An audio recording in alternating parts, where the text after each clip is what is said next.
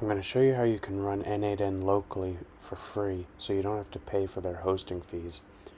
First thing you want to do is go to docker.com and you're going to install Docker Desktop. So this link, download Docker Desktop and choose your platform.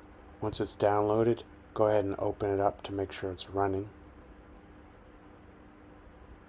Now that it's running, you're going to go to the n8n GitHub page, and from there you can see there's a script for Docker, and you'll just copy this script, and this is going to set up an n8n instance on your Docker desktop. So to use this, you need to open up a terminal. So on Mac it's just terminal, and I think it's also terminal on Windows now. Then control paste that command in there and press enter and then wait.